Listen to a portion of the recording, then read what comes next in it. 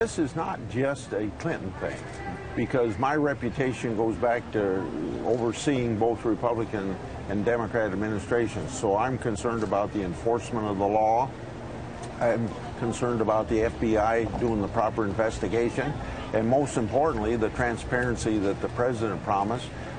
These emails should get to the intelligence community, IG, very quickly, because that person is the best person capable of deciding whether or not what is top secret and what isn't, as well as whether or not the law has been violated. But we got to make sure that the law is carried out. When you read the story specifically about the question of there being potentially another server in which those emails have been backed up, is there something that you want to call on Secretary Clinton to do about that, or do you?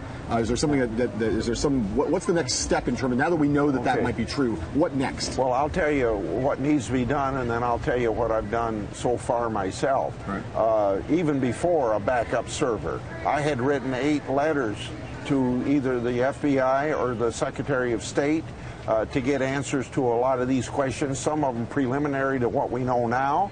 And then secondly, whatever is available for email, I expect to be made public, particularly in a presidency where the president in his second day in office said we're going to be the most transparent of any administration in the history of the country. We shouldn't have to mess around. Everything should be available according to the law, and the law should be followed, and the violation of securing top secret information is a threat to our national security.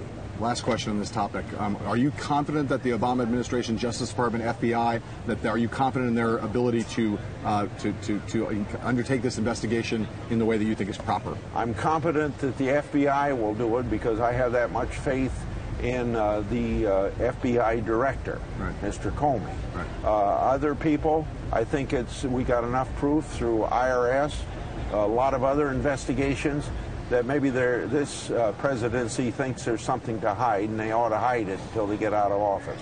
All right, let me ask you, I said I was going to ask you about the Iowa State Fair. How many times have you been to this event?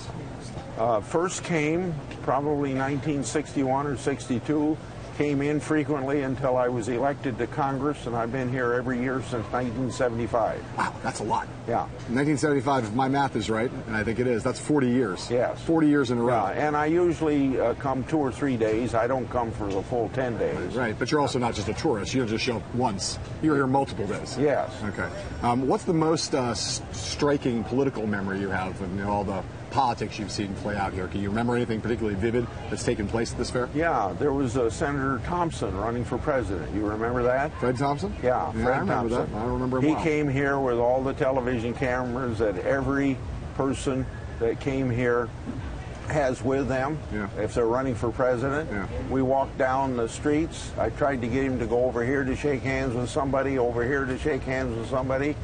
He wanted to just walk down the middle, and the story got out that Chuck Grassley was running for president, and he had a movie star with him.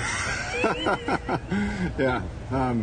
That turned out not to be true. No. Although that tells you something about Fred Thompson's campaign, which was not the most energetic campaign ever run. The big story going on right now is the rise of Donald Trump in this state and elsewhere. What I think of Iowans as sensible, plain-spoken, down-to-earth, salt of the earth. What is it that's got Iowans, a large number of them, excited about Donald Trump? What's the appeal there to Iowans? I think it's the outrage that he expresses. And that outrage fits into exactly what you think Iowans are concerned about. There's a lot of cynicism about political leaders generally.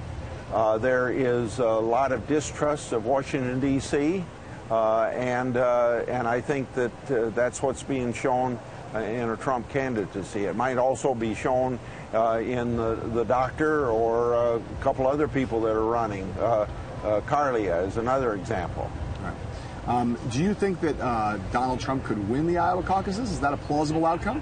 I think that lots unpredictable. For instance, 4 years ago, we had Michelle Bachmann win the straw polls. Right. And did very poorly. Right. So I wouldn't want to predict until maybe December. If you'll ask me that same question, right, I might be able to answer it with a little more certainty. And do you think that arriving at this event in a helicopter and then proceeding directly to the Butter Cow, that's like a good strategy for how to work the fair? It's a good strategy to go to the butter cow. Right, okay. Yeah. The helicopter, you're not so sure. I'm not so sure. Right. If you were offered a ride in that helicopter tomorrow, will you take one? Of course I would. Oh, you would? Yeah. Right. Have you ever been in a helicopter above the fair? No, but I've been in a helicopter before. And you enjoy that? Yeah. Jeb Bush is here today. Do you think Jeb Bush is a good candidate for the state of Iowa? Oh, it depends on how he works Iowa. And he says he's going to compete here. And if he works hard, he would do well, I think. Why do you think he is not, so far, not faring all that well in the polls here? He's down 6th, 7th place, down about 5%. Yeah. What's the explanation for that? His last name is Bush. And that means what? Well, that means that Americans, like maybe they don't think there should be another Clinton presidency or another Kennedy presidency. They don't like dynasties. Right. And you think that's a significant problem for him? Not necessarily that they associate with him with his brother, George W. Bush, but that the dynastic implications of it put people off. Yeah. He is a qualified person to be president of the United States. Right. And nobody should be judged by what their last name is. But I think that's part of the issue. And but I think he can overcome that. Right. And overcome it, he's already doing very well. He's proven in a lot of his statements and his speeches that he is going to follow the Jeb Bush line, not the George W. or the George H.W. Bush line.